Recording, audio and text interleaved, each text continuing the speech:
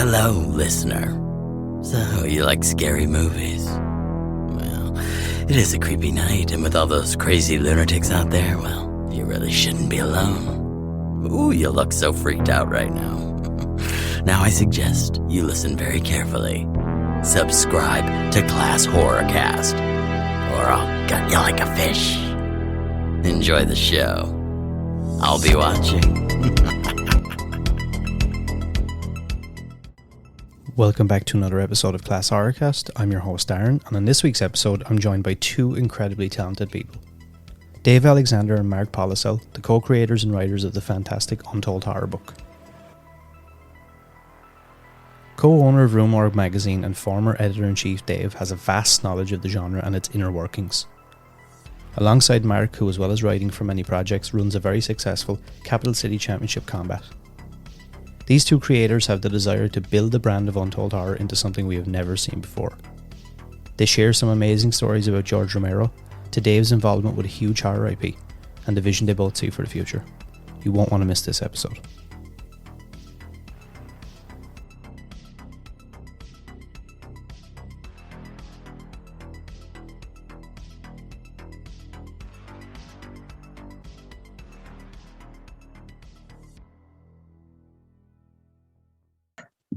So whichever you guys want to go first, what would you say your gateway was into horror?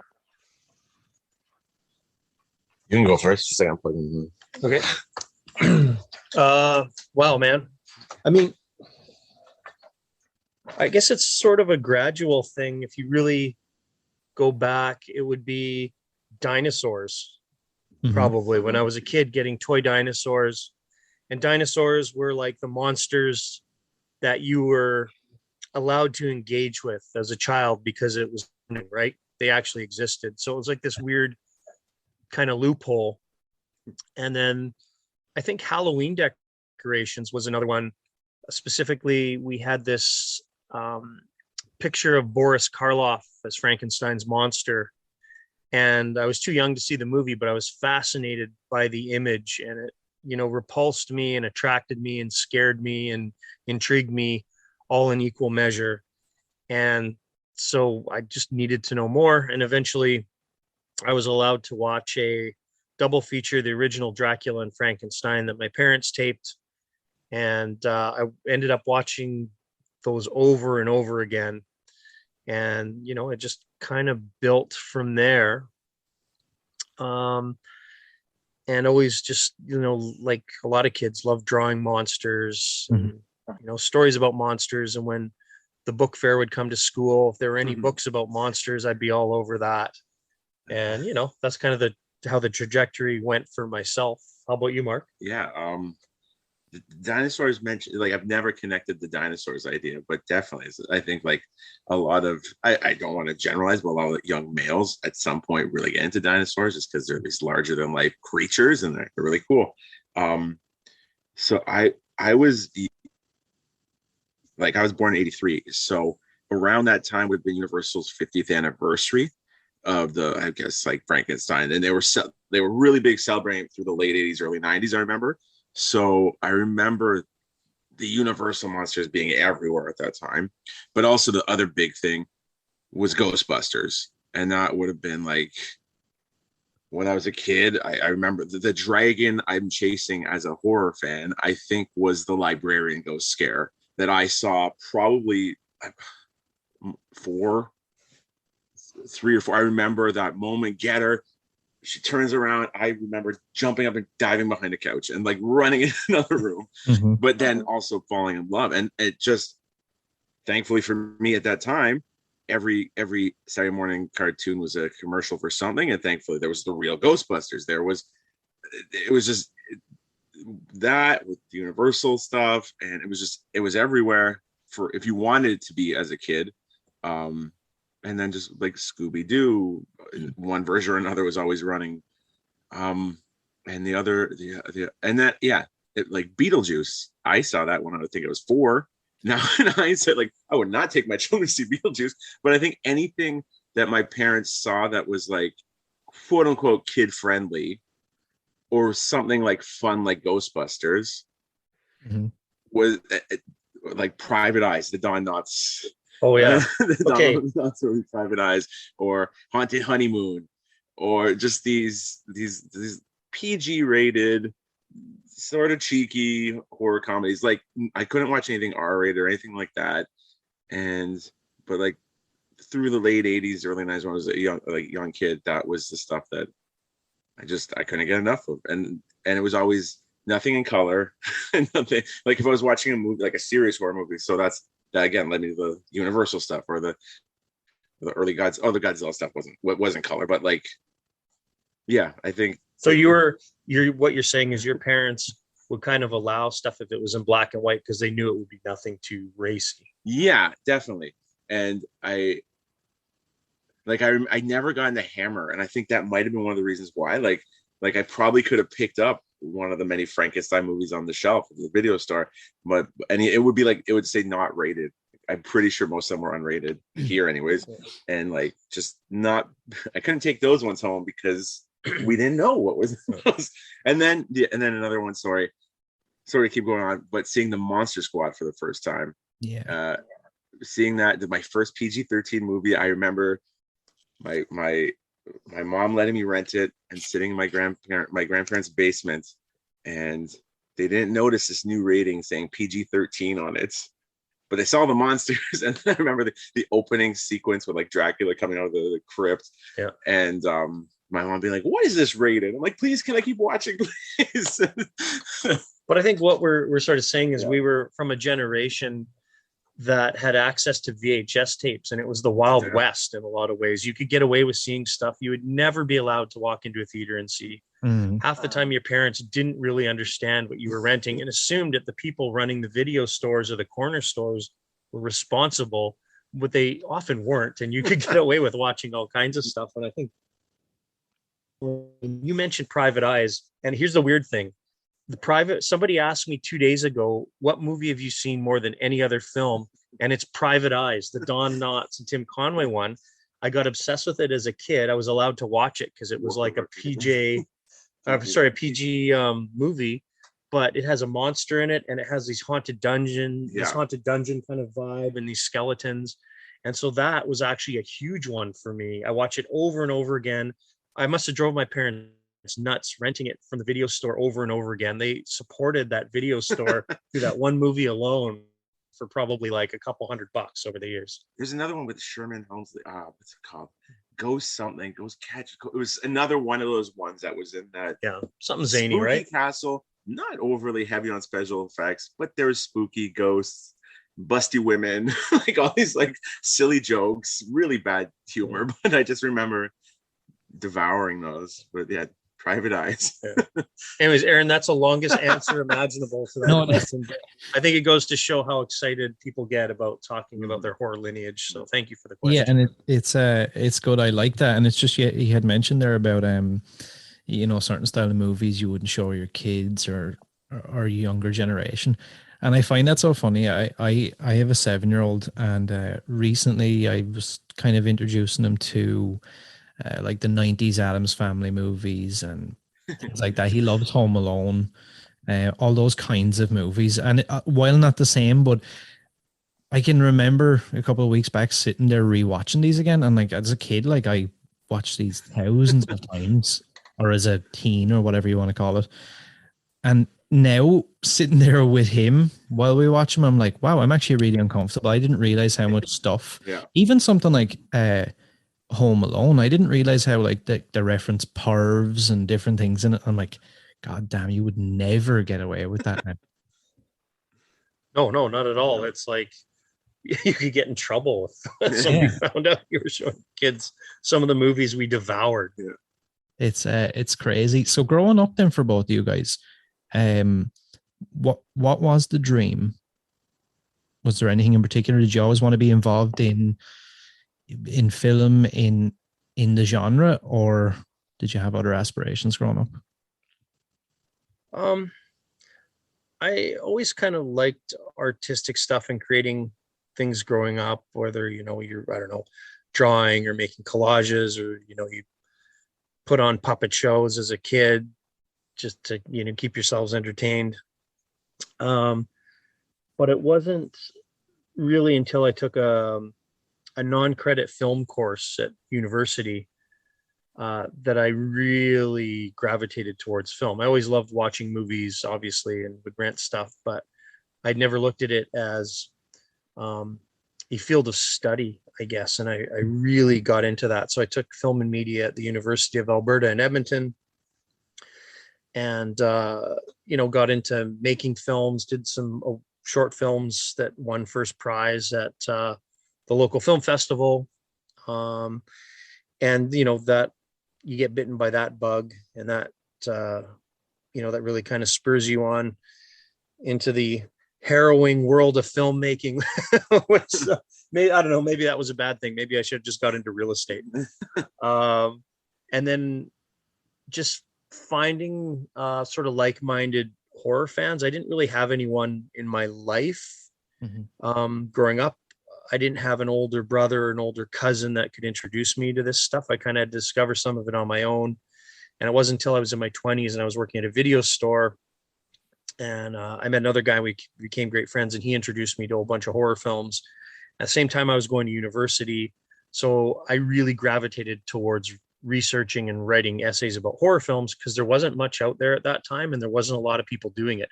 Now, everyone and their dog is sort of a horror expert, or has some sort of background in it, which has made films really self-aware.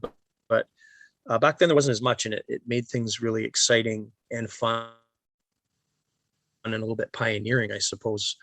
So those were kind of some of the key things. And I always just loved telling stories when I was a kid, writing stories and telling stories. And so, whether it's in a sort of a documentary format or narrative format, a book format, a film format, you get the same sort of satisfaction of being able to share a really great story. So I think that's kind of how it worked for me.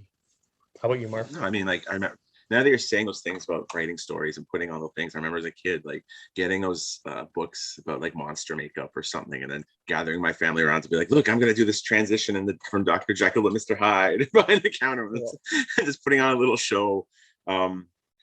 But I think, like, for me, it was probably later in high school when I really started falling in love with movies and just devouring whatever I could, and not having my parents decide what I could watch. But it was more age appropriate at that point. But it was just like 15, 16, 17, really getting into things. I mean, I guess technically, even though it's like, it was a bad time, it was like that post-Scream teen slasher boom in most cinema. But that also was for me also like my first time online and just reading like, these movies suck, but like, what about these movies? And you're hearing about all these cool movies and you're hunting them down and watching all things that I missed I missed, and international stuff. Anyway, so then, when I was 16, I found out there was a local film being made in Ottawa called Jesus Christ Vampire Hunter. And I reached out to the director, Lee DeMarb, and I wrote, like, I still have the email that I sent. It was this impassioned email and saying how I realized, oh, it's so bad. It's like, I want to be your Michele Suave to your Dario Argento. Like, saying this, but he wrote me back. And he's like, hey, Mark, in like a very brief, like, give me a call after your exams at school and we'll talk. And that led me to work on Jesus Christ Vampire Hunter, which was like this no budget 16 millimeter feature being shot on weekends in and around my city. Which is Ottawa, Ontario, Canada's capital. So yeah, I started helping out as a production assistant on this no budget thing. And just having like the time of my life when I was like the summer of, I was turned 16, I'm pretty sure. And it was just like, all my other friends were going to parties, but I was living this dream of working on a genre film. And then that just led for like helping edit that movie and learning how to edit on a 16 millimeter Steenbeck and having that experience. But I also want to interrupt and say that it's come full circle in a way, because not only did we interview Lee in Untold Horror, because he talks about trying to do a Cannibal Holocaust sequel. Mhm. Mark has actually written Lee's new movie, which he's in post-production right now. Enter the Dragon. This is his new film, and I wrote that. It took 20 years for him to ask me to write something for him, but yeah. But anyways, yeah. So I had that experience as a teenager, and then I went to a script writing program through college, and just trying to write something to get made, and trying to enter the business as a screenwriter is very difficult, and not being a filmmaker as well. And I mean, I have other outlets for creativity. For the last 14 years, I promote and book independent professional wrestling, and I've had success with that. And our shows do very well. Now that we're out of the pandemic again, it's doing very well. But so that's always been a monthly outlet for me creatively. Mm-hmm. So because you're crafting sort of the basic story. Yeah, it's cheap plug C4 Wrestling, Capital City Championship Combat here in Ottawa. Watch us on iwtv.live. Anyways, but that's always been like an outlet. So I've had the screenwriting aspirations and this other creative outlet, and just pushing forward and still trying to chase that dream. That was something, one step closer. That was something that I did want to touch on.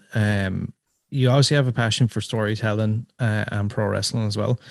And, you know, you started this company, and like you said, it actually does really well. And within, at one point, maybe not so much anymore, but I've been a huge wrestling guy for majority in my life. And, you know, on forums, on Reddit, on different places, and within the community, it's very popular. How does somebody, this might sound like a really blunt question, but how does somebody just start something like that? It seems like a huge undertaking to build something like that from the ground up. I was 23 and didn't know any better. Like at the time, there was no scene here locally. Like at an independent level, Ottawa was never seen as this hot market. And part of me was just trying to create something that didn't exist that I would have loved when I was younger. Mm-hmm. And I think that just goes to everything, like trying to create something that ultimately you'd really enjoy. Mm-hmm. And I happened to luck out that people that I when I first started getting involved in things have all gone on to pretty successful careers. So I picked a good group of people to kind of meet and learn from. And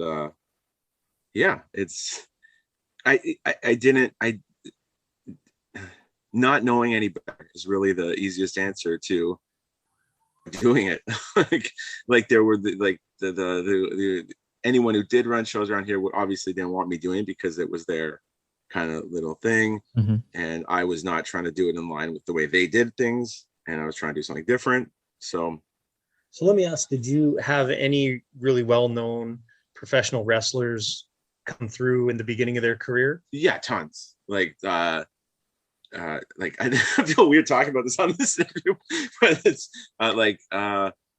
Uno and Stu Grayson, who are the Dark Order. Like they're on TV every week for AEW. Yep. They're two of my very good friends, and they were on my very first show. Kevin Steen / Kevin Owens, he was on my very first show, and now he's in every week. Sami Zayn is one who was El Generico, or knew El Generico back in a past life, was on my early shows. A guy like Eddie Kingston was supposed to be on my very first show. It took him a while to come. But there's like, if I go through my list of people, there's been countless that, again, I just happened to, maybe I had a good eye for talent and listening to good people. And I've always looked at it like these people would have got to where they were going with or without me. I just offered a platform for a brief moment in their career. They were already on their way, and I'm happy to have helped be a small chapter of their lives. But I've been it's looking back, yes, there's been a ton of people who have done pretty well. So I think it's interesting though, a lot of horror fans are also wrestling fans, because I think there's, you know, a fantastical element of like larger than life, you know, bodies and characters and, you know, masks and accoutrements and all that stuff. There, you know, it gives you the same sort of thrill. I mean, they also play to the same, I guess. I mean, I guess I haven't really tried to think about this, but they both would play to the same kind of base emotions to a degree, and both can be far more nuanced as well. Like battles of good and evil, right? Yeah, but so there's slasher movies just like there's junk food wrestling kind of thing, but then there's A24 movies just like there's intricately told year-long arcs with different characters. Mm-hmm. So there's different degrees, but I think storytelling is storytelling, and someone being captivated, and also I think for both they kind of are wrongly so, but they're both looked down upon by the masses. Yeah. You watch horror movies, you watch professional wrestling, like lowbrow culture, lowbrow entertainment. Yeah. Of course, I would like to point out that if A24 had a wrestling league, the wrestlers would talk for 90% of the match, and then someone would get a spectacular body slam at the end. I'd agree with that assessment.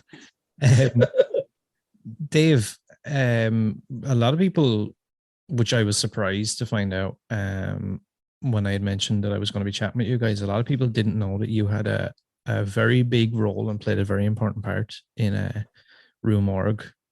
How did your journey with that and that whole situation first come about? So around that time, when I was working at the video store and going to university, the buddy that I met there, he also introduced me to Rue Morgue. And I had a freelance career that had taken off when I was still living in Edmonton. I was writing for Spin magazine and Maxim magazine. And back in the day, you could make pretty good money as a print freelancer. But the one place I despite the fact that it paid the least, it was the smallest, the one that always got me the most excited and I would do the assignments first and pitch harder was Rue Morgue. And so after a while of pitching, they had me, they accepted one of my pitches if I could turn it around in like a day. So I did, and it turned out great. And I think I was in every issue after that. And then they were expanding. So they wanted me to move to Toronto. And I said no, because I thought for some reason I should stay in Edmonton. And then I turned them down a couple times. And then Spin sent me to Toronto to interview Kevin Smith when he was directing an episode of Degrassi. And so I extended my stay so I could meet some of the people at Rue Morgue at that time. And by the end of the week, I had sort of figured out that it would be foolish not to move there. So luckily the job was still open. And I took it, I moved there, and I started like January 2nd, 2005. And then I became the editor-in-chief a few years later. And I did that until, I guess it was 2016, when basically I got downsized because print is, not doing well in general. So I'm still part owner of Rue Morgue. And so there's still a connection there. But at the time I was sort of trying to get back into doing more film stuff. So I guess it was sort of the right time.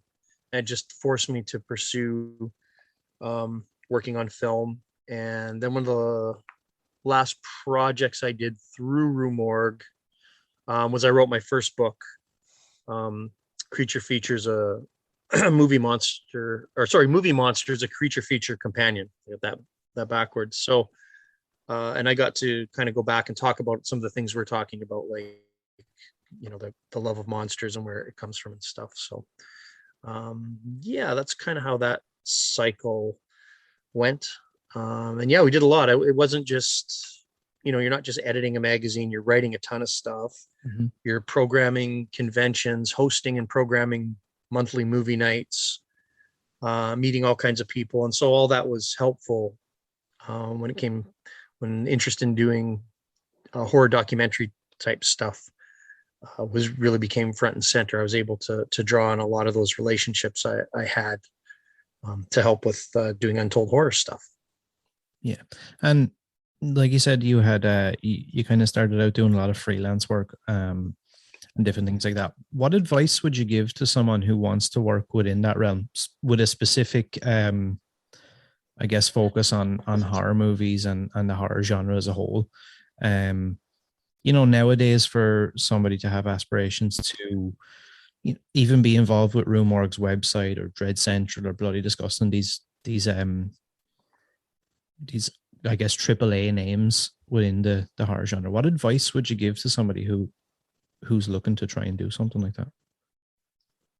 Well, I would say, I know it's nice to be idealistic and stuff, but I think you need to be realistic. And I would say prepare to do it as an unpaid hobby, because there's a million writing gigs for free, and they're fewer and far between that you can get paid to do this. So don't put yourself in a position where you're going to be working nonstop for almost no money. It's not a fun life to do that.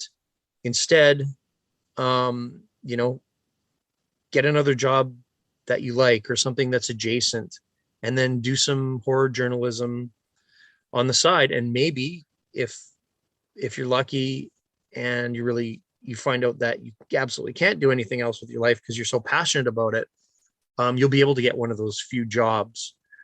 But I am, having seen what's happened to a lot of people that, had careers doing this, and there's just no money in it anymore.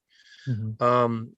I don't want to recommend to anyone up and coming that they have any sort of aspirations that might put themselves in a sticky situation. You got to be a realist about it. And everybody now is got a horror channel and is writing about horror and stuff. So that's absolutely changed. And that's great to a degree. There's a lot of people just sort of parroting other information, or, saying a lot without having much to say. I think you get that with anything when it grows to a certain point. So perhaps it's extra important to, spend the time and do some research, maybe read stuff that's a little more academic and come up with some of your own ideas about this stuff if you want to stand out in a crowded field. Yeah. So those would be some of the things that I would suggest, and treat anything you do sort of with the utmost effort and professionalism if you're going to bother to do it. Even if it's not paying, do the best that you can, because, it's still kind of a small world, the horror world, in a lot of ways. Mm-hmm. And so you can get a reputation as someone who delivers, or you can get a reputation as someone who's difficult to work with. And when there's, 200 other people that would like to be writing this article for this outlet, they're going to go with the person who's the easiest to work with, especially because staffs at these places have shrunk. So it's fewer people doing more work. So if you're going to be difficult to work with, they're not going to work with you. Yeah. I could see that. And you just had touched on being passionate about or seeing yourself as not being able to do anything else because of your passion. Would you think that that's been key in both of you guys' career up to this point? The fact that you've been able to, Mark, obviously you mentioned, you've got the pro wrestling things, you've got all these different, it kind of feels like both you guys have many different plates kind of spinning at once, and you're able to pivot. Does that come from your passion? I mean, like professionally, like I still have a day job, and being able to manage it keeps my passions. And I mean, there's plenty of times I feel burnt out on lots of things that, like, those passions have burned me tremendously, but I'm still fortunate enough that I have a very secure thing living in the capital city with a government job that I feel very safe with. That the dream is, yes, one of these other things allows me to walk away from that, but right now it's a safety net that provides for me and my family. So I'm lucky to have that. But yeah, for me, keeping my passions just that, and keeping them fun to a degree, and remaining a fan to a degree of of genre cinema, of wrestling, of those things that I want to pursue. Is yeah, staying passionate is as challenging as that can be. But Yeah, and it goes to what I just said. I know a lot of people who are very passionate about journalism and genre journalism, and they aren't anymore because it didn't treat them very well, or they got burned out, or they realized they were, living in poverty to be able to do this, and that's not a great place to be. My experience is a little different than Mark's. I'm kind of going without a net, safety net, so I've got all kinds of things going on. I developed the line of books with 1984. We did the ad nauseum books and stuff like that. I brought that to the table. There's that editing. There's the book for Dark Horse. I'll also work in film in various capacities. And actually, one of the things that I really like to do is that I've done the last few years is transport, working in film and TV. So you're a driver, but the great thing about it is there's a lot of downtime. So I'll set up an office in my vehicle, and I wrote most of the Untold Horror book on set, actually, when I didn't have other things to do. So, you have to multitask and find ways to make it work. But I know that I can do that job. It pays really well, and it's not the end game, but it's facilitating a lot of these other things that I'm super passionate about. But yeah, you definitely got to have a lot of irons in the fire, and you develop relationships, and a lot of people. So I'm getting called for writing gigs to work on stuff, and those are starting to take off. And what I mean by that is creative writing gigs, like script writing and stuff. I sort of made the decision in a way to pursue that over horror journalism in a way, because I'd done a lot of that. And I guess I got a short attention span in a way, but I'm also super stubborn. So I'm on this kind of path, and I'm not going to allow myself to fail at it. I'll just until I make it work. But I'm also lucky enough to have, contacts for stuff. And like I said, that philosophy of doing the best you can, no matter what job it is, people will sure start calling you back if that's the reputation that you cultivate. So whatever you do in life, whatever you choose to do, I think maybe 90% of people do just enough to get by, and then allow themselves to have their downtime. And you know what, if that works for you, that's okay. But I think it's very easy to rise above if you put that extra time and effort into it. And, and you have a little patience. So all right, keep pushing at it. Yeah, just to touch on that last bit on that topic, do you think that there's a fine line between, I think everybody, I don't want to generalize, but a lot of people, like you said, do fall into that category of just kind of doing just enough to kind of, and maybe have these dreams or aspirations or goals, but don't really have the drive maybe, or whatever it is. And then there's people on the other side of that. Like there's times where I feel like there's not enough hours in the day. And I feel like even something simple, like there's maybe a movie I really want to see, and I put it off for like 2 weeks because I feel like I constantly have to be, much like you said about the transport job, and you kind of set up your own thing and you're working while you're on a break from work at your own thing. And then, Mark, like yourself, you said you've got your day job, but you've also got the wrestling, you've got this going on, you've got that going on. Is there a fine line between completely burning yourself out and not doing enough, or is it just kind of wherever passion takes you?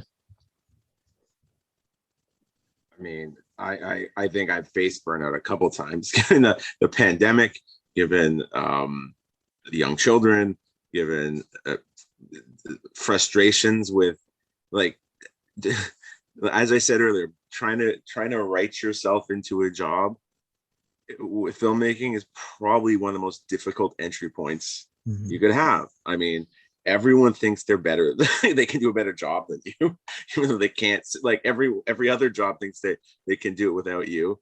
And you're just that stubborn writer who's no one wants the writer around, I guess is what I'm saying. But yeah, it's something I'm still learning about in terms of trying to balance and trying not to burn out. But I also think hopefully at some point those peaks will be higher than the valleys I've had to go through, and not looking for being wealthy and famous. I just to be able to make a living telling those stories is the thing I'm chasing. Mm-hmm. Yeah, it's tough, and I'm in a different situation than Mark. I don't have a family. I've definitely had relationships fall apart because I spent too much time working. I poured too much of myself into the job I was passionate about. I can't do 100%. It always has to be 110%. You know what I mean? Like I'm just wired that way. So I'm at an age where I've accepted that's who I am. And so I go with it, but I let Rue Morgue take over my life. And sometimes that was good and sometimes it was bad. And so I've let it, and the reason I mention it is that it's important to feed those passions, but also step back and sort of give yourself a breather. Have a balance. Yeah, have a balance. Enjoy what you've done a little bit. So, it's important for me to be social. And as much as I love watching horror movies, I love getting out in the woods and going hiking, or, getting out on the lake and going fishing. So I have quite a varied list of interests. I'm really passionate about different types of music, and I've got a degree in film and media. I love horror, but I also love like westerns and sleazy action movies, and I've got a good Criterion collection. So and I think it will, if you're a creative, I think it only benefits you to give yourself time to breathe, which allows you time to think a little bit more. And I think that helps your creativity. And also seek stuff outside of your sort of chosen genre, if that's what you're into, because then you start to see things from a different angle. Mm-hmm. And that's where some of the most interesting stuff happens, I believe. Let's a quick example of that, like Dusk Till Dawn. I love how that movie starts out as a crime film and then it becomes this wacky vampire film. And if Tarantino and Rodriguez were only into horror or only into crime, maybe they wouldn't have been able to make that movie. But it's like, you're made a really good crime film that turned into like a really fun movie. And there's nothing out there quite like it. I think there's probably some imitators, but that to me, I always thought was an example of how positive it is to sort of go beyond your chosen genre, if that's the way you want to look at it. Yeah. You had mentioned earlier about obviously a lot of these companies and things having to downsize, and I would imagine the pandemic hasn't helped either. And obviously, print media is suffering and different things like that. Now, I'm not 100% sure, but to me, I get the impression that a book like Untold Horror, and you've got the Ad Nauseam books, several other books in recent years that seem to have made huge waves and done very well, and that people seem to, it's like you release the book and then as soon as people are like, do we get a volume 2? Is there something to that? Is it like, I guess the idea of a magazine versus a coffee table book? What do you think that is, that people are so crazy after that style of media? Well, one thing that happened, you'll notice if you go to the store, the magazine rack has obviously shrunk, but there's also proliferation of one-offs, like, you see, the whatever anniversary of the Beatles, or here's a thing just about the Titanic. And so instead of having this magazine that you would pick up every month and, follow the news that you can get online, before it's going to go to print anyways. It's sort of like, well, here's one thing you can pick up and it's focused. Mm-hmm. And so it's kind of, they've done the curation for you in a way. And that was one of the things I created the Rue Morgue library when I was at Rue Morgue, which we did, I guess 12 or 13 volumes. And those were like little books that were focused on one topic, whether it was, sharks or horror trivia or Canadian horror, or mine was about monsters. That was a response to what was going on in the market. Mm-hmm. And they're also fun as hell to put together, and they're great collectibles, but you sort of have this little reference thing on your shelf where you can just sit down and really focus on one niche, if that's your niche. And there's something rewarding about that. I think, it comes down, it's being curated for you already.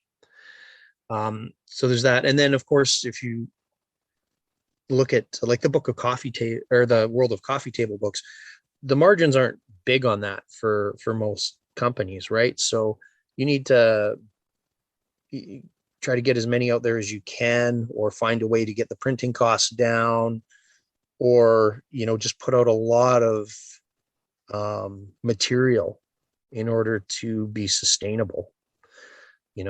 So you're always balancing sort of quantity with quality. And I'm lucky that Dark Horse put out Untold Horror, because they have a huge reach, and they also are able to promote stuff on a level that some of the smaller companies can't. And they, really gave it some amazing care in the design and stuff like that. So, I feel super fortunate to have been able to work with Dark Horse. They're like an amazing company. I gotta just say, like, I've always loved the product that they put out, but working with them, it's been such an incredible experience. They're very supportive. Yeah, even down to how the book itself is presented, you can tell. Obviously, from reading the book, you can tell that it was a passion project. A lot of passion went into it, but it also has that feel as well, like the physical.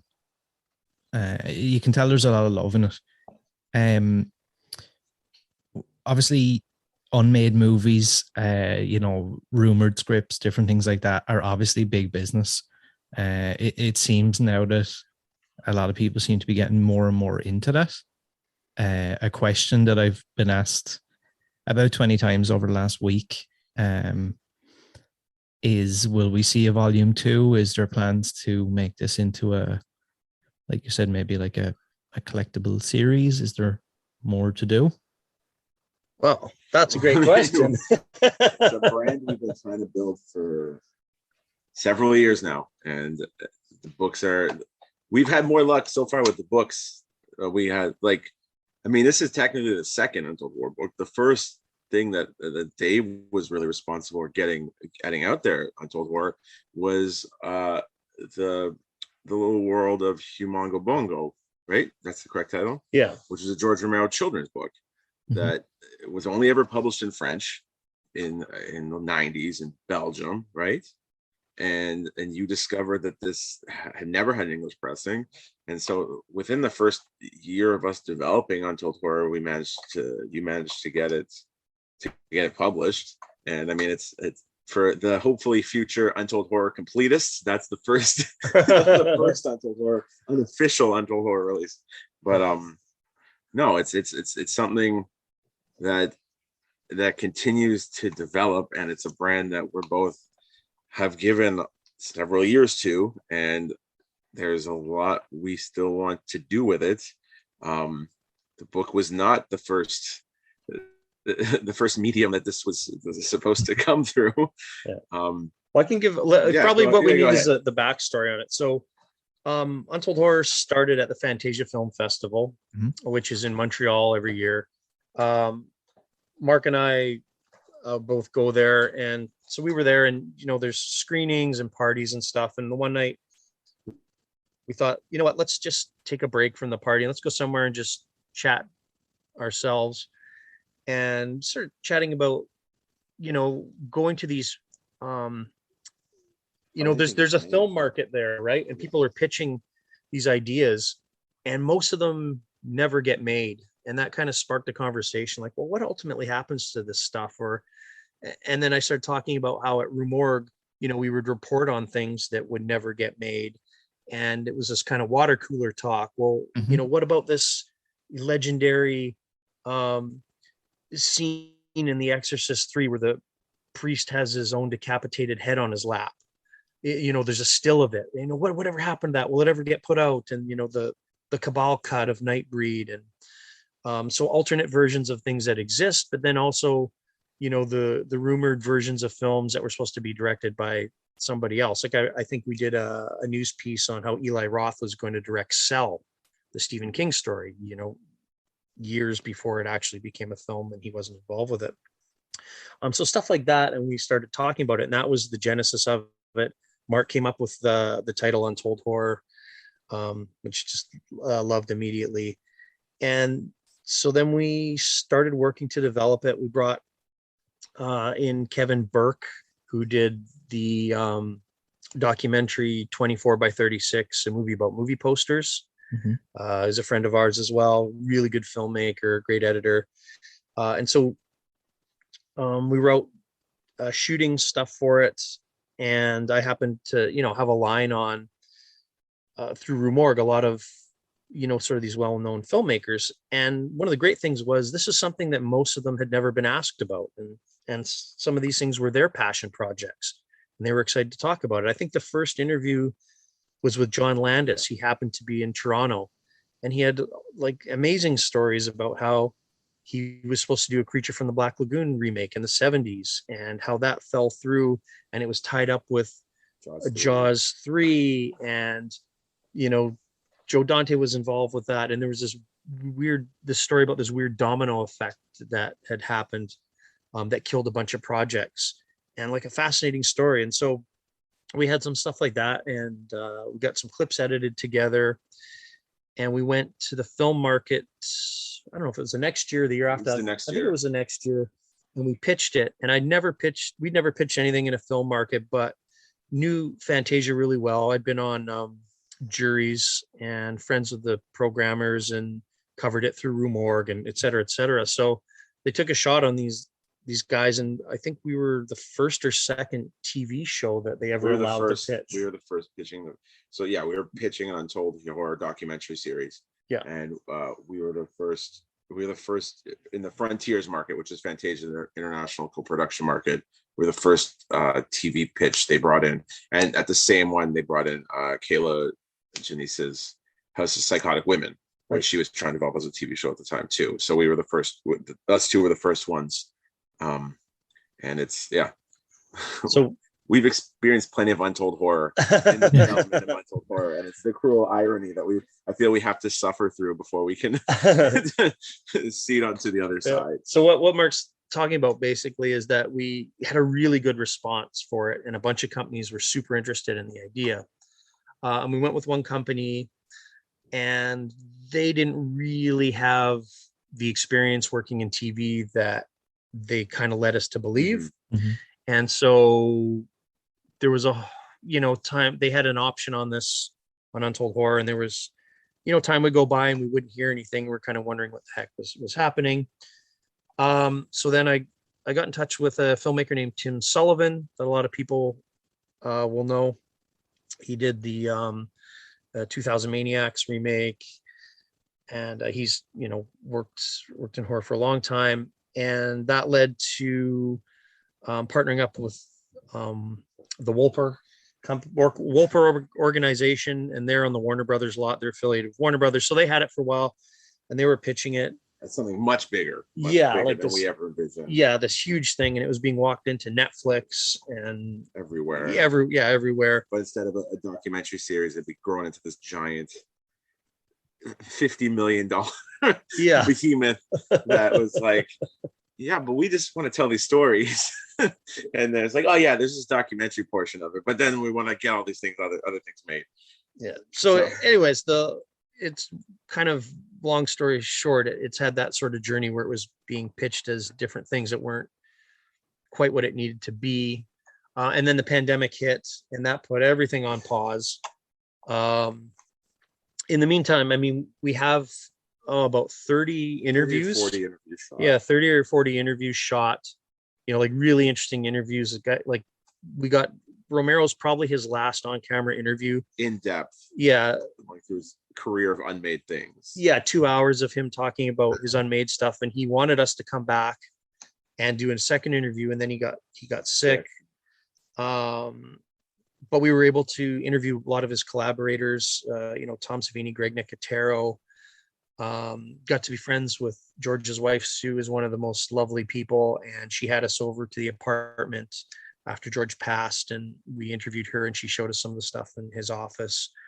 So, people have been really generous with us and given us access. And so we haven't stopped except until the pandemic hit. We would, go out and gather interviews. And we interviewed like Larry Cohen, who has amazing stories working with Hitchcock, and it left behind a ton of unmade scripts and had a lot to say about it. And, I think we interviewed him, like he died within a couple of years, I guess. A year or so of the interview. So we're sitting on like some really great stuff. And we've got a bunch of clips that have been edited together. And so anyways, we're with another group now that's pitching it in a different way. Yeah. And we keep having meetings on it and stuff. So it's very active still. It's just taking a long time. The pandemic obviously didn't help. It kind of killed the momentum with a lot of people's projects. But the great thing was, in the meantime, Tim had a relationship with Dark Horse, and so he brought it to them. Tim was one of the producers we were working for a period of time. Yeah, for a period of time.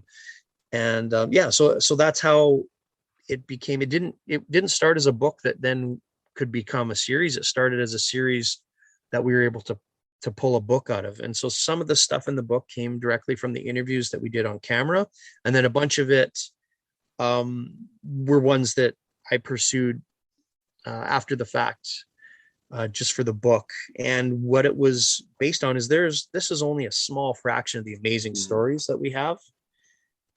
But what Dark Horse needed it to be was like more of a coffee table style book that had a lot of imagery in it. So that was sort of the guiding focus, was making sure that the imagery was leading. So some of these, we have great stories, but we don't have imagery we can use in a book. So anyways, that kind of, we got asked that question a lot. Why did you choose some things and not other things? And a lot of it is due to that.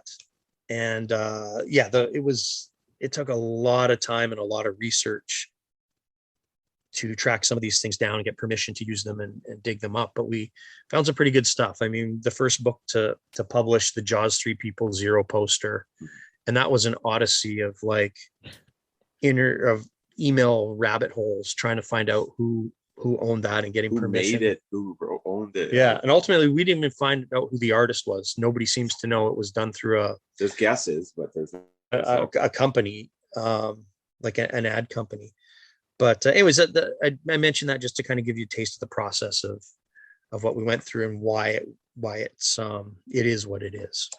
And yes, you are right. There are a lot of people realizing this is a subject that's very interesting, and people are getting involved in that. And it's somewhat frustrating that we've worked on this for several years and not have had our opportunity to share what we've worked on, and seeing all the podcasts coming out and seeing the other books come out, and yeah, it's like we're sitting on these interviews. We've been actively making this documentary for years. And absolutely. Yeah, that is the other thing that's worth mentioning is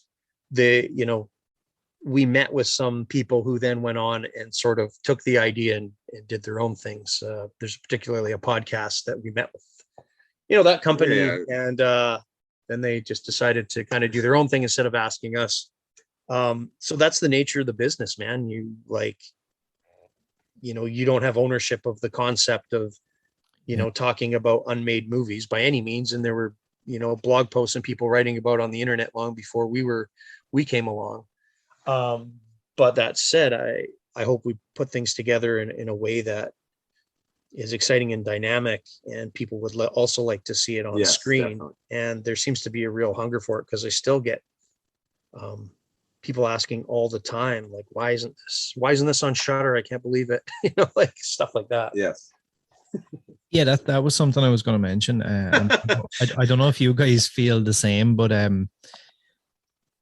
I guess from listening to that story, and maybe not so, because the initial plan was to shoot it for film, but I feel like in a way this whole thing may have come full circle, like to be able to turn the situation with the pandemic and everything slowing down, to be able to get this book to have the reception that the book has had so far, and in its very early days, to then see that people still have the thirst to see this on film. And also probably, and I don't know if it's something that maybe you would consider, that, when you do get to make this, will you release a book side by side with it so people can have both? Well, we have different incarnations of, like, we could do a book that doesn't have any visuals and just tells the stories, right? For the ones that we don't have visuals for. And that could be its own thing. We can break it up into different themes. And yes, actually, to answer one of your earlier questions is, as far as we can tell, the book has been doing really well, and that will likely lead to them wanting to do another one. There's been talk of it being published in other languages, which is a good sign. And it is still like kind of early days for sure. But it's helped reinvigorate interest in us doing the larger brand. And there's a bunch of ways we wanted to spin it off and, tell these stories in other mediums for sure. And that's all been part of our pitch package. So it's kind of, and you know what, honestly, that has been to a detriment in a way, because sometimes people look at this and they say it's really cool, but where do we start? It's like, it's a little too big. So we've had to try to portion off chunks and make it more digestible, and say, like, hey, we could do a feature-length documentary just on this particular subject, and we have half of it shot. So maybe that's a good place to start, right? So maybe our passion for this inflated our ambition a little too much. I could definitely, I will agree. I could definitely see, obviously you had mentioned podcasts. I don't know what your feeling is on doing your own podcast, but I could see the way you guys present things. I could see a podcast format. I can see a film format. I can see, obviously, the print format has worked. There's so many different avenues I think you guys can go with this.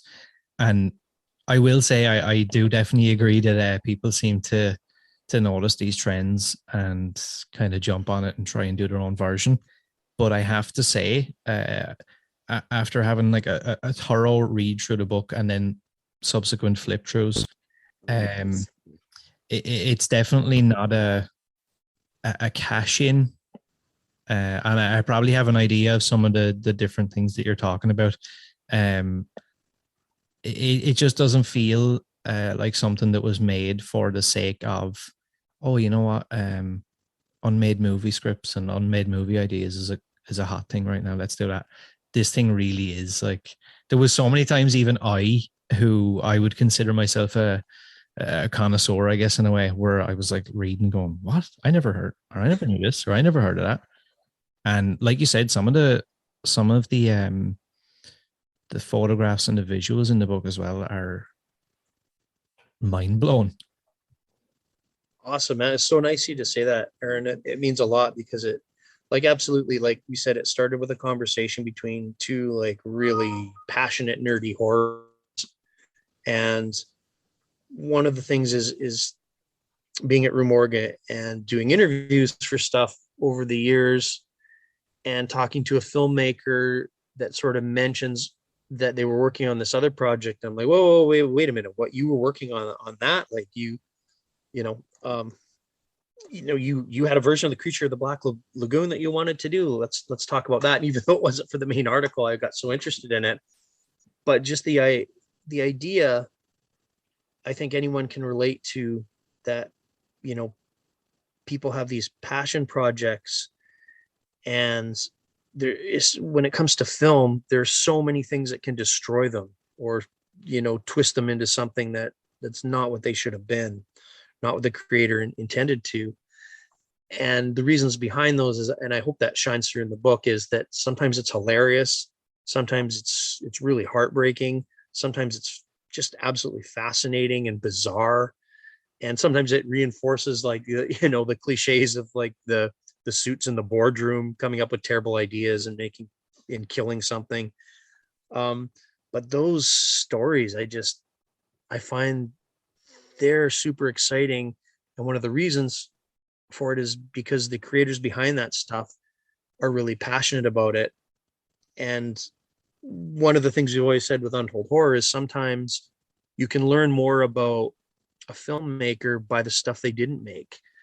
And George Romero is a great example. He got stuck in the zombie genre to a degree, especially later in his career, but he had passions so far beyond that. And there's so many amazing stories. I mean, we just took one and put it in here. But the stuff he wanted to make and the like 30 to 40 scripts that he left behind are incredible.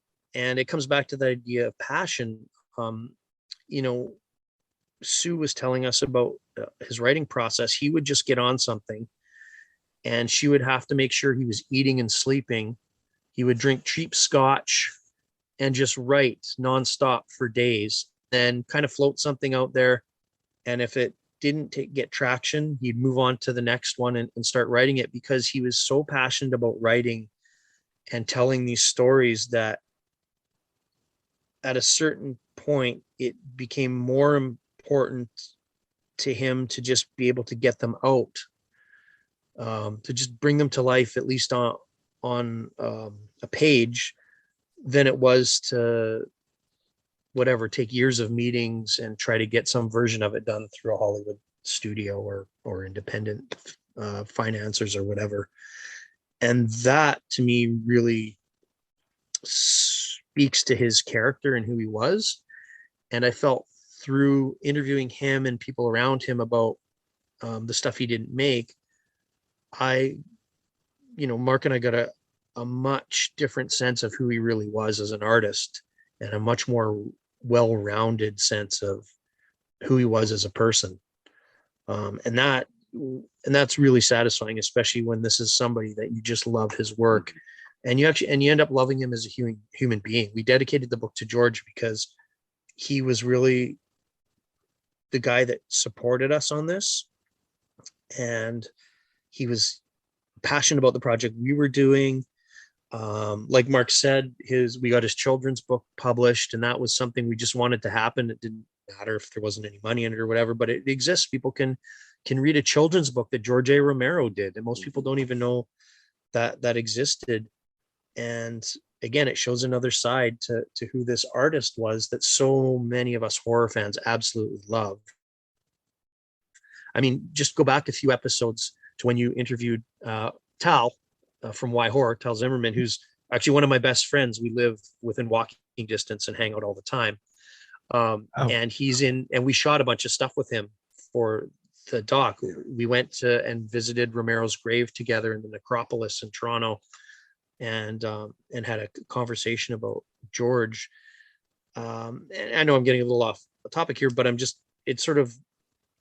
trying to make the point that this is sort of enriched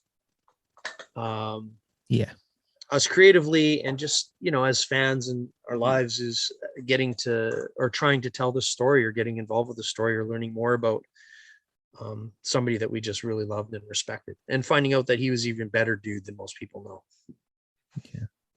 Yeah, and that's, I think, something that people that's probably my biggest reason, I would say, why people should go and read this book if they haven't already. I know a lot of people like to pick these things up just as a coffee table book or a cool, but there definitely feels like there's more to it, which makes me intrigued to see the footage that you guys have. Kind of a little bit, I guess, on the same topic.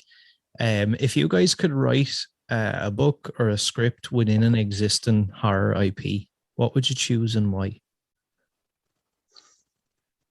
That's a fascinating question. Mark and I do actually. The other thing Mark and I do is one of the reasons I'm here at his house in Ottawa. I live in Toronto, but I'm here for the week. Is that we're doing a draft of our latest screenplay. We have written. This is our second one together, and we just have so much fun doing it. Now I know. Getting back to Tal, you asked him this, and he wanted to do something in the Romero universe. Mm-hmm. Totally, of course. I love there's so many things. It's like crazy. I'm a huge Phantasm nerd, and I would love in some way to be able to write a Phantasm story. I think that would just be so cool. I mean, obviously something in Romero's Dead World, but I mean, there's enough great people that could work on that. Maybe I could touch the Phantasm world a little bit one day. I mean, I love the Halloween universe, Halloween franchise. But I mean, if I was given the keys to it, it's erase everything since part 6, because I just want more Thorn. Give me Paul Rudd's Tommy Doyle. Give me Rune Stones. Give me tie it up with Halloween 3 and Cochrane. Bring it to Ireland. Well, I don't know, but I like Halloween franchises. Like, I think that's one of the ones, especially if I go back in when I really started loving, I drifted away from loving horror to become a wrestling fan as a kid. And then right around when I was like 14, 15, I got super into horror. And that wasn't that post-Scream boom, but that was Halloween H2O came out. And H2O, I had seen Michael Myers' image before, but that was the first one I saw. And I think I went backwards through the series, but I fell in love with the Halloween franchise. And I remember then you read about the first time I ever actually picked up Rue Morgue, there was a cover article on it's issue number 11, and I would love to track issue number 11 down just for sentimental reasons, but I can't. It's impossible to find. And it was an issue. It was about the producer's cut of Halloween 6, and then that became a mission to track that down. I remember finding a 5th generation bootleg from a company called Gorehound Video in Whitby, Ontario, that I got my mom to write a check for so I could mail it off. But yeah, the Halloween franchise, that world is one I love, the good ones and the bad ones. And I guess I could also mention, this isn't really a franchise because there's only one in a remake, but I did actually worked a little bit in working on an established horror film, trying to develop a sequel to it. I'm great friends with George Mihalka, who did the original My Bloody Valentine.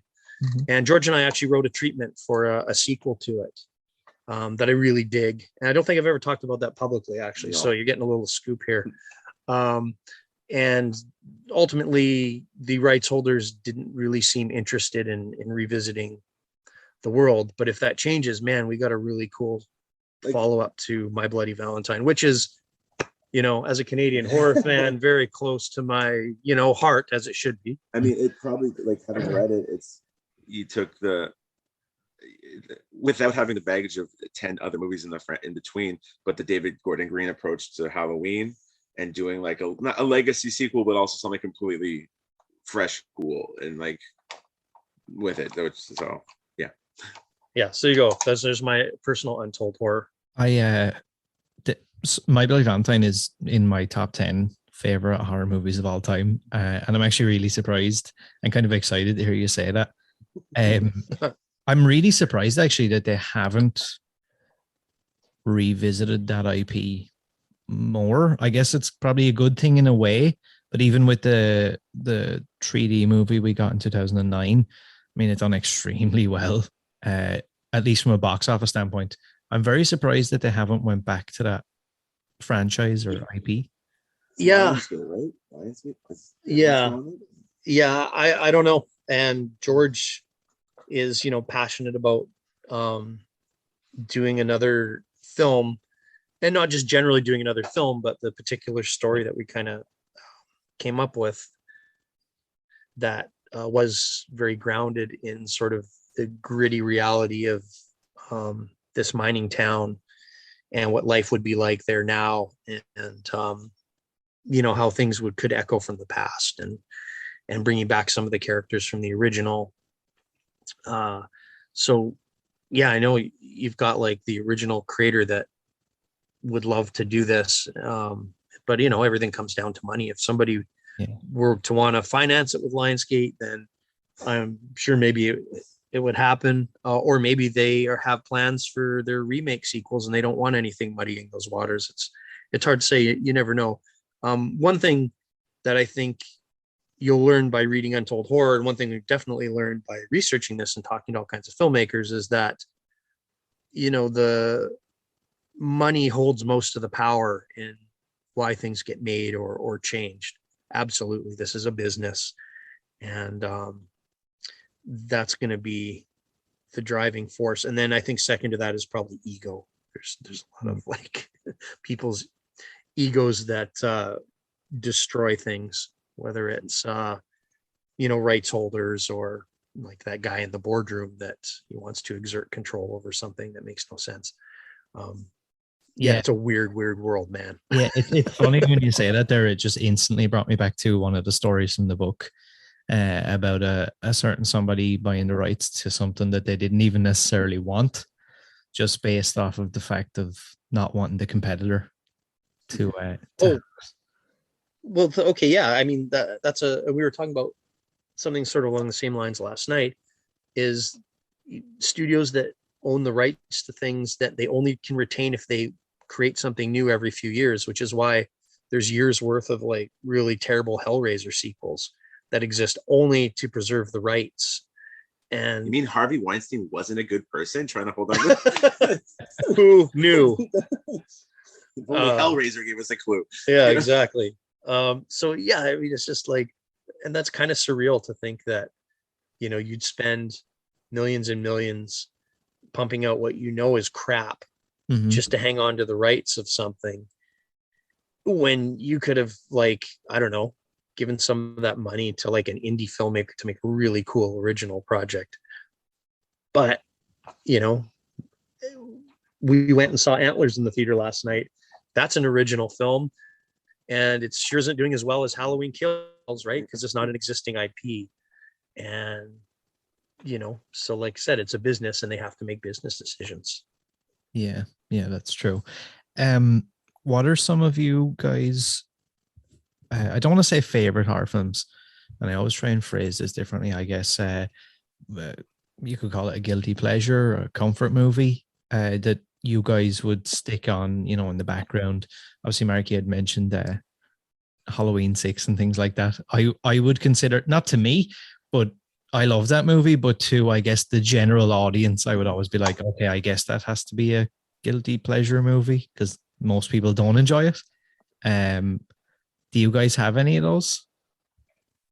Oh yeah, like the guilty pleasure movies are, some people say, oh, there's no such thing as a guilty pleasure. Bullshit. There's totally guilty pleasures.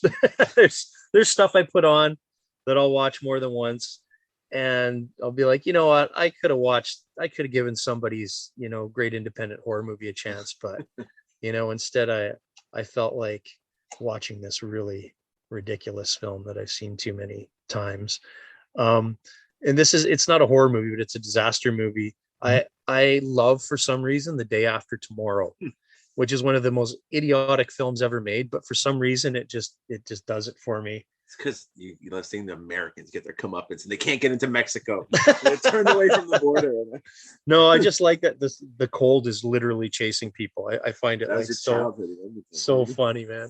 But that, in terms of horror stuff, like some of the, and okay, so I know when you interviewed Tal a couple weeks ago, he talked about how he doesn't like the Dawn of the Dead remake, and it's not your favorite either, Aaron.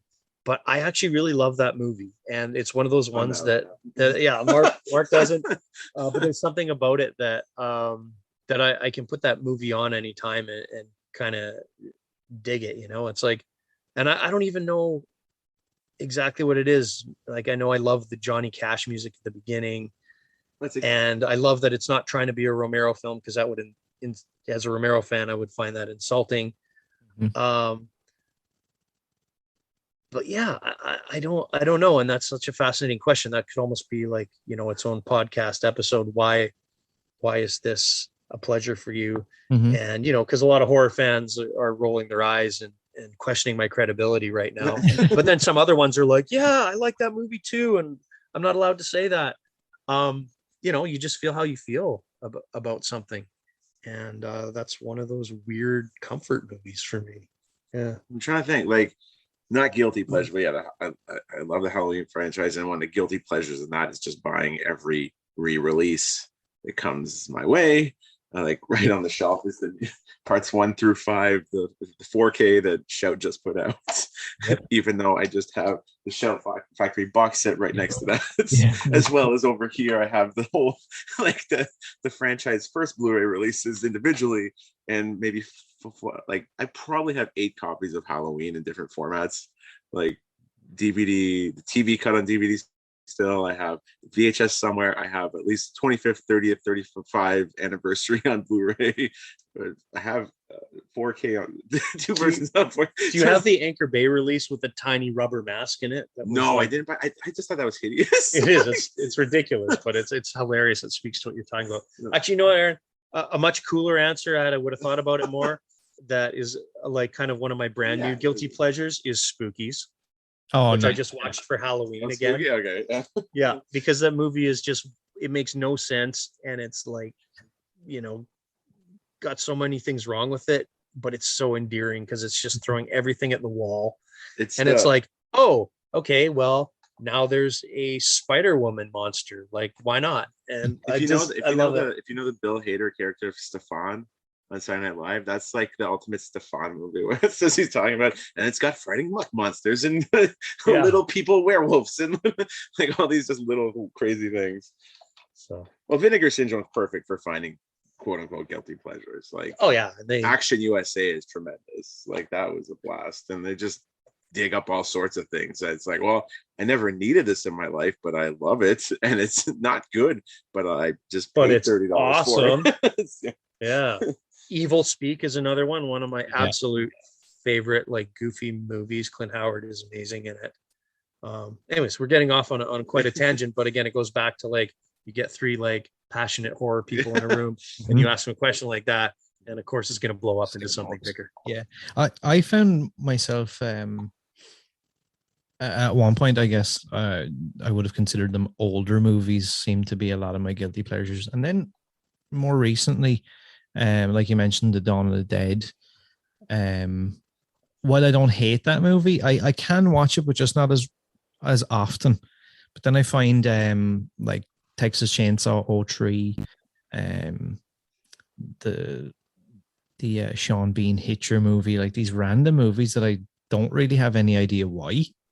Cool. But I just find myself. Halloween Resurrection is another one, which is like such a terrible movie. But I also love it. And I love that opening scene with the hospital and the dude. It's just so good.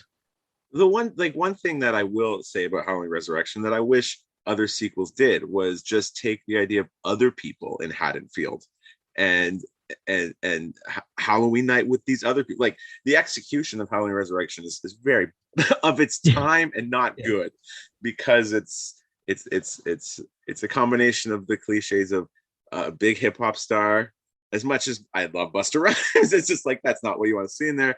And then the reality television aspect. It was just a whole bunch of things that were hot at that moment into a Halloween sequel. But what I really do like is there's this group of teenagers who are not related to Laurie, who are not who are not related to Michael, and it's just trying to do something different on how, like, different. I mean, it's still Michael Myers killing people, but it's just the sequels that should be a no-brainer, that they should be able to just do those. It's just Michael Myers hunting people on Halloween, but they're so tied to, we gotta have Laurie Strode and we gotta have all that, and just free yourself of that, and then you can have all sorts of stories. I mean, that's kind of what I love. Like, I'm one of the I guess rare people that likes Texas Chainsaw Massacre 4. Oh, like, I love Next Generation. Yeah, like I think that movie's I love Leatherface, and I love 3 and 4. Yeah, and a lot, like, most people hate that film. Although, there are some, like Phil Nobile from Fangoria. He's also a fan of it. So there's a few of us out there. But like, Matthew McConaughey's great. yeah, but I just think it's this like wild trip of a movie that suddenly like has this like strange The conspiracy. Illuminati's behind this. I'm like, yeah, why not? Fuck it. It could be more than just, chainsaw murder. Anyways, again, sorry, we're getting really off the rails. Just on the topic of that though, with Halloween Resurrection, it just reminded me recently there I got a new favorite T-shirt from Fright Rags. It was the Dangertainment logo on a T-shirt, and just we've been talking about books and different things. Obviously, Mark, you had mentioned about having every version of Halloween that's probably ever existed at this point. There's hardcore collectors more than me, but and I would consider myself potentially on that slippery slope of being one of those. What do you think it is that and I always, you had mentioned it earlier as well, Dave, about wrestling and about, because I've been a hardcore wrestling fan and I'm a hardcore horror fan now. The wrestling's kind of taken a back seat to it. But I've always found myself being enamored with collecting everything. I want every version of this, or I want every mask, and I want every, a lot of people say to me about the Michael Myers masks. I think I have 7 or 8 now, and they're like, yeah, but they're all the same mask. I'm like, they are clearly not. No, who says that? And I'm like, no, I just can't. And it's the same as like, recently I tried to track down the Anchor Bay Halloween box set. Which is like apparently very hard to get. And the PAL release of it? The only reason too, I think the European version. I have a copy of that and it's still sealed. Wow. That I got from the Anchor Bay offices in Toronto when they shut them down. They had us come in there and they're like, hey, take whatever you want. And like I grabbed a bunch of the Region 2 stuff and how the Halloween set was in there. So I just wanted to say that to make you feel bad about not having it.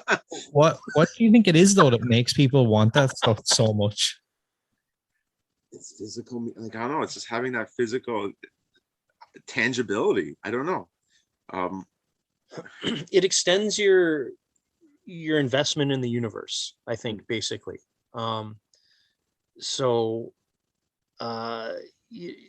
My go-to example for that is when I was a kid and I saw Raiders of the Lost Ark.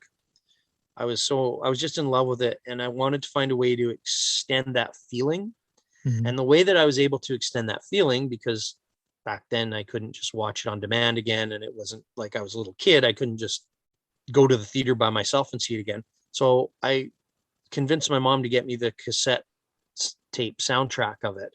And I would just listen to the theme music over and over again and reimagine what was going on in the movie, and just the feeling that I got of adventure and excitement and danger. That, I think, is what we're chasing, is when we find a world and a narrative that gives us such a thrill that we want to continue to have that feeling after the movie is finished. We can capture that in some small way by collecting elements of it and taking more ownership of that world by literally taking ownership of whatever vintage movie posters of your favorite film, or, action figures. I was super stoked to get, an Angus Scrim tall man figure, because I was like, this, I put this on my shelf and it tells people that walk in that I'm a Phantasm fan. That's important, something like that. And I also think for most of our lives, those things didn't exist. Like the collector's market, I mean, in a larger scale, film is relatively new, right? So it's like, it's like 120 whatever years old, 30 years old. But the owning something related to the movie is really, like, it's become big business. I remember the first movie Maniacs toys, like the McFarlane toys, when those came out, like 98. And it's been like, what? I can go, like, there's a Michael Myers figure, there's Freddy, and it was just crazy. And now it's just like, that's become huge business. So the accessibility and the like the fact you said, like when you grow Raiders of the Lost Ark, you couldn't just go buy a replica bullwhip. Like it was, or find that kid-sized fedora. It was getting the one piece of tangible media related to it, and that was the soundtrack or the score. But I think it's just there's been such a proliferation of being able to expand your enjoyment of a property. But there's also a very basic answer to that question, which is the more the world becomes digital and virtual, the more humans as organic beings want to have real, tangible, organic experiences. And so when you can buy a soundtrack on vinyl, you're holding something that has a lot more literal weight and meaning than having it in your streaming library or whatever, right? You don't want, you're not going to buy some Michael Myers mask NFTs, like yeah, exactly. And yeah, that's why I think it kind of, in hindsight, it makes sense that vinyl had a huge resurgence. But of course, the irony of that is then a lot of people will collect that stuff, and there's endless Instagram accounts of people just collecting VHS tapes so they can like put on a low cut shirt and hold them up, or like pose in front of something, and it becomes this weird vanity project that's like, are you gonna watch that, or is it just like for show? I don't really get what's going on here. You're trying to get more followers by holding up like a, I don't know, old version of Reanimator or something. I mean, the VHS nostalgia is a whole other thing, because I mean, I don't really, I love the video store experience. The VHS was trash. I love walking into a video store. I love collecting movies, but the format, there's memories attached for people to that. Yeah, but as a format, it's trash. And it was not. It wasn't even the best video format, tape format, the commercial tape format. Yeah, like stop pretending watching your like old VHS version of From Beyond on a tube TV is better than like the correct aspect ratio director's cut that's been cleaned up that the filmmaker intended you to see, right? Yeah. Like let that whole thing. Anyways, that's another conversation. But it's funny that you touched on that though, because and sometimes I guess it kind of it gets to me because I've been trying to I guess push this passion I have for horror and film and different things like that in different avenues, whether it be blog format, podcast format, whatever. And then like what you said, I see so many people, some people even I actually know from the exact small town I live in Ireland. And they just, it's that kind of thing. They jump on it and it's like, let me take a photograph of my Exorcist shirt that I bought from like the store that everybody's getting this Halloween, and like cut the neck out, and now I have 30,000 followers and I'm getting all these brand deals and stuff. And I'm like, how? This really disturbing. It really bothers me. Well, yeah, just, I guess, because we can tie this all back to what we started with, is talking about passion. And that's a passion for attention and having enough followers. It's not the same passion for this filmmaker and this film and being in the world of it the way it was intended to be or whatever. And that that's obviously frustrating and annoying because it's disingenuous in a lot of ways. It's like horror fan, like I said, when I was in university, I had to go and like look up old film reviews to find anybody who had written anything on Black Christmas so I could write a paper on it, right? There was nothing. And now it's like there's been 2 remakes of it, and there's books that have included chapters about it and endless people talking about it online, and it's really become sort of commodified. And like what are you seeking out of it? I was seeking to sort of learn more about what this movie was about, how it fit into Canadian culture, how it fit into the tax shelter films that Canada made, blah, blah, blah, blah, blah. Anyways. So it's like, well, did you put in the work to sort of understand what this is and be able to talk about it in a credible way? Or did you go on Wikipedia and just kind of restate what that's about, and more importantly, just whatever, do some photo shoots to promote what your brand you're trying to build. Yeah, that happens a lot. That happens a lot. Yeah. That said, Mark and I are going to do a really sexy photo shoot holding up the Untold Horror book. I help us get more followers on the site, so everyone should really look for that. It's going to be amazing. To that bear demographic. Yeah.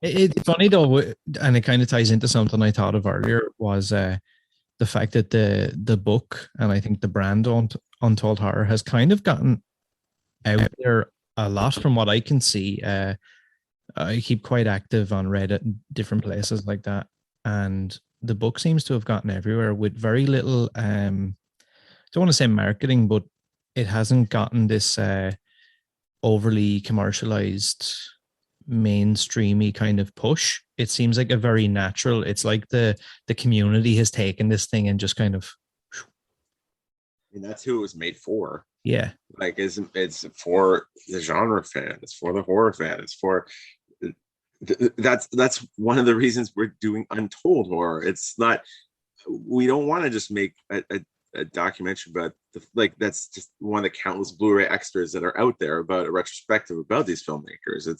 It's as Dave said, learning about these artists from the art they didn't make. Mm-hmm. So it's like, on one hand, I understand why it's kind of hard to sell it to a mass level, because it's, let's read about these failures, is what a lot of people think when there's so much more to it. So yeah, it really does speak to those who love horror, because it's hopefully telling them stories about people that they've followed and loved, but stories that haven't been told a million times, and learning something very relatable, and that's struggling and losing, and not like, everyone can relate to those feelings of trying and hoping to make something, or not even make something, just hoping for something and it not turning out the way you want it. And I think that's very relatable, and I think it's something that well, I think there's something heroic in it. It's like like Rocky Balboa, absolutely, Stallone yeah. always says, keep punching, right? Yeah. Like keep trying. This industry is frustrating. It'll beat you up, it'll beat you down, it'll try to destroy you. But if you have this drive and this passion that you can't ignore, you're going to keep trying to make stuff. And once in a while, you might make something that's really incredible and legendary, and there'll be people who will celebrate it forever. And it's never going to go away. And that can be your legacy. And so what we try to bring out too, is when we're talking about this stuff, is framing it a lot of times in a positive way, where it's like, these are creators that we admire because they kept trying to create against all odds. And sometimes the cool ideas from one thing showed up in another thing. Or sometimes their work on this one project led to a collaboration with another artist that resulted in something really amazing that everyone loves. And it never would have happened had this one thing gone through. Like, I mean, Day of the Dead might not have happened if Romero's Marvel superhero movie would have taken off, because his career would have went in a different direction, and we might never got one of the greatest zombie movies of all time, right? And then also just that kind of idea of, well, how did you learn and grow as a person through this process? And I think there's an element of that as well, right? Yeah, I definitely agree with that. I was going to ask earlier, when we were talking about advice for creatives and different things, with a specific focus on I guess on freelance journalism, if you want to call it that. Is there any advice that you guys would give to, I find it really hard to frame the question, because I get so many different people who message me from coming at it from a different angle, I guess, whether it be writing, whether it be directing, different things like that.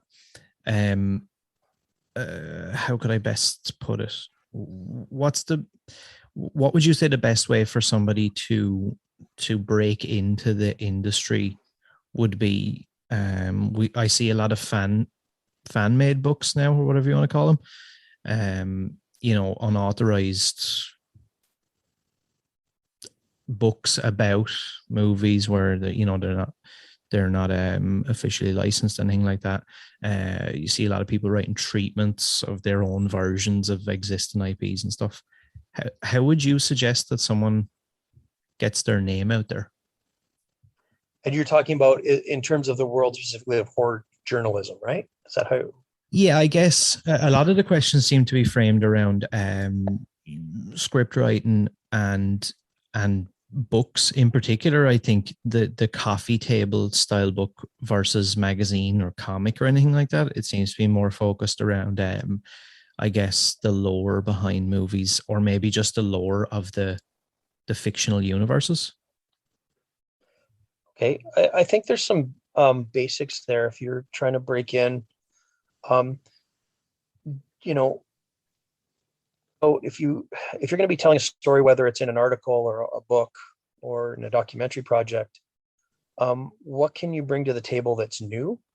And that gets increasingly tougher. But I mean, maybe new is your project because it's about a film that nobody's done a documentary about, or a theme or whatever. And you do that, spend the time researching.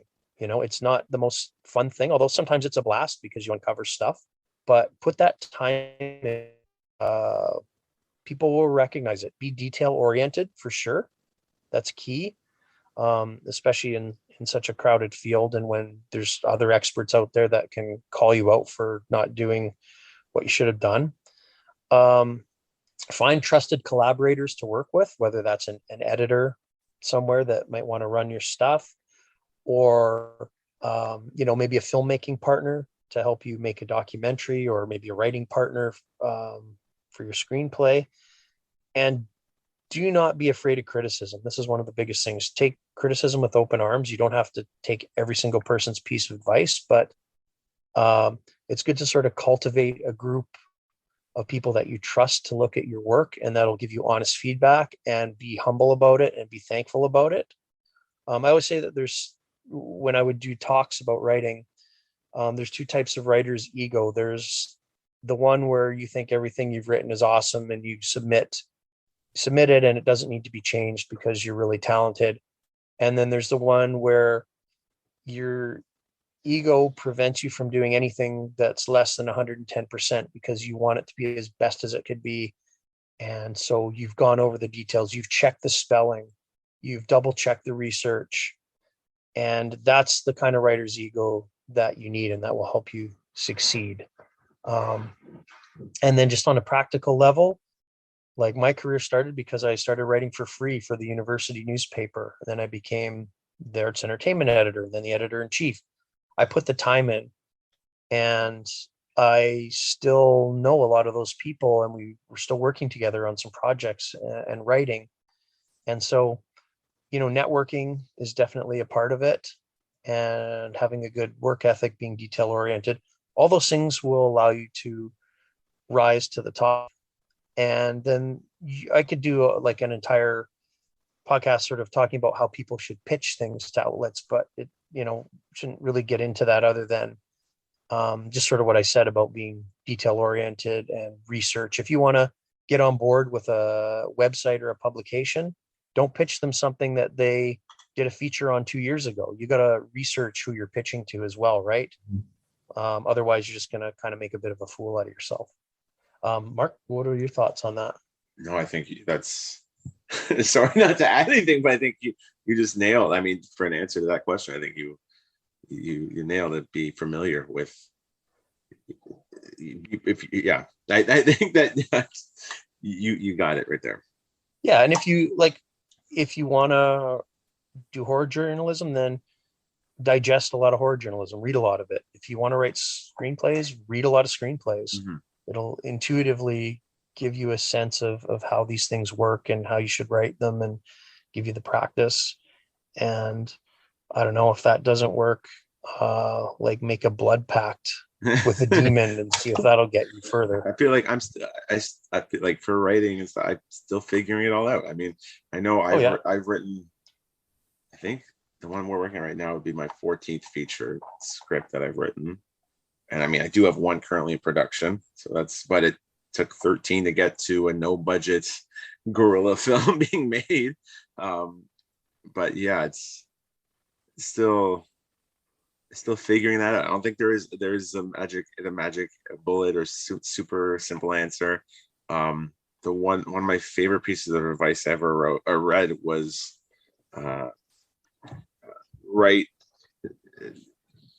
don't write what you know, write what you love.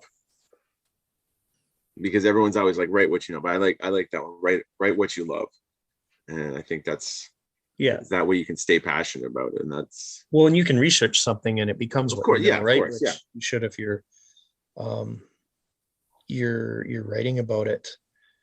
Like for the one script we're working on right now, it's got an element of technology in it that you were interested in and fascinated by, but we had to really kind of go on and spend some time researching to understand how it worked so we could write credibly about it. And now it's like, okay, well, we kind of know a little bit about this and you become a mini expert. And I think that's rewarding. But overall, what the takeaway is from Mark that ties really well into Untold Horror is the idea of persistence. We asked these filmmakers, well, how many projects have you tried to make versus how many got made? And, some of them, it's like 50-1. You got to write 49 scripts before you get one that gets picked up or whatever that number is. But there's none of them that I can think of that are like, oh yeah, my first script got produced. I know that does happen occasionally, but generally not. You got to be persistent. The clear minority. Right? Yeah. You got to think of each one. Each experience is pushing you towards the next one. You're on this journey as a creator, journey as a writer. And so, this script that doesn't get produced or didn't turn out the way you wanted to, is giving you the fuel you need to get to that one that will get done, or at least the next one that will then get you to that one. If that makes any sense. So yeah, be a stubborn, patient, persistent asshole. Yeah, I definitely agree with that. And I always tell people, I've been, I guess, on and off with day jobs and stuff. I've been doing this for not the podcast, and it's kind of transformed into that as of the pandemic, which now I've I think maybe finally found what exactly it was I wanted to do. And it's been something that, I've had ups and downs with whatever. And I train jiu-jitsu a lot. I teach jiu-jitsu, and it's another one of those things. Like it's the case of, it's the 10-year overnight success. Everybody looks at the black belt, or everybody looks at the guy who had the job with this and who wrote the movie for that. And it's like, oh, that guy is so lucky. I can't believe and it's like you said, yeah, but you may not have heard of me, but I've had, 15 years of failed projects or whatever you want to call them, or ones that got right as they were about to be shot or about to be picked up, and then it just went away, and then move on to the next thing. And I think that's something that people really forget. Like they will look at somebody, like you guys, for example, you were able to pivot and turn this into a book because of the situation in the pandemic. And, people may say, oh, so lucky. And it's like, well, not necessarily, because there's been all this work going on in the background on a constant basis that has led up to that point. Yeah, absolutely. I think your analogy to like earning a certain belt is really good. You got to put the time and put in the work. And that's an increasingly tough thing to do because attention spans are shorter. There's so many things to take up your time. I mean, there's always that great irony. It's like, oh, I fell in love with horror movies, so I want to make horror movies. And so I'm working away at having this career. Oh, I've never had less time to watch horror movies. It's like, that's the way it goes, man. Do you want to consume, or do you want to create, and there's some sort of balance in there because you should be consuming stuff to help with your creating. But I think a lot of people talk about wanting to create, and then they just end up consuming. And like, I don't have a video game system at my house other than like the reissued Super Nintendo, because I don't want to spend those hours on an epic gaming campaign, which I could do and I love, but it would eat away at my productivity. And that's one of the sacrifices I sort of have to make personally, is like, you know, you're not going to be a gamer, you know, you can't be a gamer and a writer and these other, you know, producer, because there's not enough hours in the day. So maybe time management is one of the things that we're really trying to touch on. And Mark knows that better than anyone, raising 2 little kids, right? It's tough. Helping raise 2 kids. My wife does a lot. But yeah, it's that thing about loving movies and watching movies is something that it really exemplified by, I remember the year we came up with Untold Horror, you actually didn't get to go see anything because you were on a jury. So you were just in your hotel and watching stuff. But I saw like 20 movies in those few days. The next 2 years, we'd go back to Fantasia. I think I saw 1 movie in those 2 years because we were in the market and all we did was have meetings all day. And then the evening was like the social gathering stuff. Like, I guess parties would be a word for it. Yeah. Parties and meetings. And like, I think, in those 2 years or 3 years, I think I saw 1 movie at Fantasia. And it's like, damn it, there's like all these world premieres and like, I know, I really want to see, but I'm talking about trying to make connections to make something myself. And that's, it's the sacrifice. You got this badge that'll get you into any movie. Yeah. You don't have any time to use it. So, but that's, you know, anyone that does full markets will tell you that.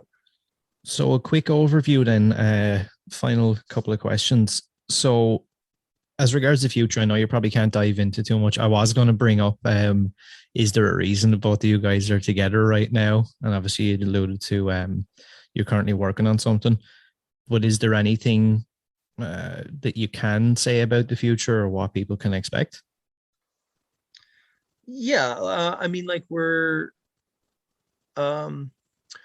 trying to fund Untold Horror in a bit of a different way with some other investor types, and that seems to be going well. So, you know, we're having meetings about that in terms of, you know, that actually is a brand. I don't know if there will be a sequel to the book. I think it's too early to tell. And then there's always other stuff on the go. Like, I'm pitching other doc projects that are horror related. Too early to really talk about any of that. There's not, you know, at this stage, there's not that much to talk about. And I was recently in Calgary, Alberta. I spent a few months there, and I worked on a producer friend of mine named Mike Peterson, who made a really great movie with Michael Ironside called Knuckleball. He produced Harpoon, which was a great low budget genre movie. I came and worked on a film with him, and that actually led to shooting a short. After that, we kind of piggybacked it on, and so that short is in post-production now. And I was really excited about it. I think it turned out great. I was a co-writer and a producer on it, and it was just so much fun. And again, it goes back to this like passion project. Like, I wasn't getting paid to be there to do that, and it didn't matter, and just had so much goddamn fun. And Mark can speak to some other stuff as well, like, you know, scripts. Yeah, I mean, there's the constant forward motion on Untold Horror that we keep pushing on and trying to get that going. Enter the Dragon, which is the Lee DeMarb's new film that was already shooting guerrilla style pre-pandemic and then had to really slow down because of the pandemic. But now he's almost done shooting that finally. And I know he's very excited about it. I'm excited to see.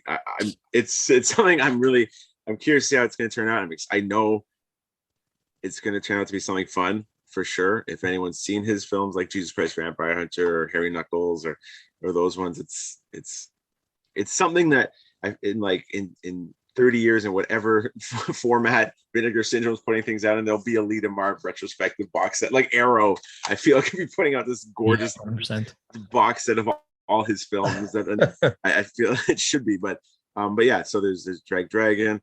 There's the C4 shows. If you guys are, if anyone listening is a wrestling fan and likes independent wrestling, I strongly urge you to sign up to IWTV.live, independentwrestling.tv, and you can check C4 out on that platform, along with hundreds of other promotions. And that's always the one good thing about C4 that is, for myself, is it's the one place in the world that I'm a boss. So at least I can control that, and at least I know once a month, hopefully now that we're past the worst of things related to COVID, once a month or so, I know that there will be that creative outlet, and that locally I have 400 and 500 people that enjoy what I'm helping shape. I mean, I don't take credit for the 35 people backstage who are wrestling, but that's an outlet that I enjoy, and it's something that's the one thing the pandemic taught me about that was to enjoy it as well, because you never know when it's going to be gone, right? So it's true. I almost forgot, and I got hired recently to work as a writer to pen some episodes of a paranormal series, which I don't think I'm allowed to say anything more about that, but that could be kind of fun and kind of cool. It's nothing like too huge that anyone's going to recognize, but it was nice to get that offer and to have a new challenge. So yeah, lots of stuff on the go. That's cool. For anybody listening to this episode, whatever podcast platform you're listening to it on, all the links will be down below to purchase the book in multiple places. Mark's Wrestling Company, and anything else David Mark might share. Final question then, guys, before I let you go. It's been a fascinating 2 hours. I originally didn't intend on taking up so much of your time, but it's one of those things just to hear you guys talk. I don't want to sit back and take it all in. Final question then is, why horror, and what does it mean to you? Well, that is a huge question that there's sort of entire books written on, or Tal could tell you an entire documentary called Why Horror. So to not get too off the rails, I would say that one of the things that I've learned that is stuck with me about having an interest in horror is the idea of vitality. And you never feel more alive than when you've had a brush with death. And horror, of course, allows us to have a safe brush with death, fictional characters. Mm-hmm. And so getting that physical experience, the hair standing up in the back of your neck, your pulse pounding, whatever it is, I think that at the core is a way to remind us that we're alive and to feel vital about life. And that's something that I've taken to heart. I don't have anything nearly as eloquent as that. It's something that has always filled my creative cup, and it's always something that has inspired me. And like October, that season fills me with just a passion that I don't feel any other time of year. And horror lets me enjoy. Like it fills something. It just fulfills and fills something. Yeah, Mark actually hates the people of Haddonfield, and he just loves seeing them get killed. Really, that's what it's about for Mark. That's the thing I like about that question. There is, like you said, there's so many different answers, and I think it can mean so many different things to so many different people at different points in your life as well. I think there was probably a time where I would have just answered with, "Oh, I just like horror movies because I don't know, I just do." And now is, and you know what, you don't have to see more of why I might. And you know what, people love to talk about and like sort of have heady responses to that, but it's also okay just to like horror movies because they're fun. Yeah. and you like to feel some tension, and you like to see cool special effects, and maybe you like to watch bad ones because they're unintentionally hilarious. And I think all those are valid reasons as well. You don't need to put on your academic hat to talk about why horror is important. You can just enjoy it for its most basic reasons, and that's cool. Yeah. Well, like I said, it's been an absolute pleasure, guys. Thank you. It's been a fantastic 2 hours. Hopefully down the line, when you guys have some more things coming up, we can maybe do it again. It's been Take a selfie. Sorry. Yeah, I know no one can see this, but I'm reaching in so I can get a picture of all three of us and you on the screen. it's Because we had such a good time, Aaron, and this isn't going to work at all. So I don't know what I'm going to do. Let me see. It's just print screen. But it was, just wanted to say, sorry to interrupt. Just want to say thank you so much for taking the time and your interest. I mean, you've got a hell of a podcast, man. And your passion for this is like, we keep coming back to that word passion, and your for this is so evident and so rewarding and so fun. Like we could sit here all day and just, I know. Sometimes I have to I look at the timer and I'm like, these guys are right. I need to shut up here and move this along. We're in the middle of the afternoon. Don't worry. You've got night ahead of you. So. Yeah, these chatty Canadian assholes. But But you have a 7-year-old who will wake up in a few hours, regardless of what. But like I said, it's been an absolute pleasure. I hope we can do it again in the future and stay in touch.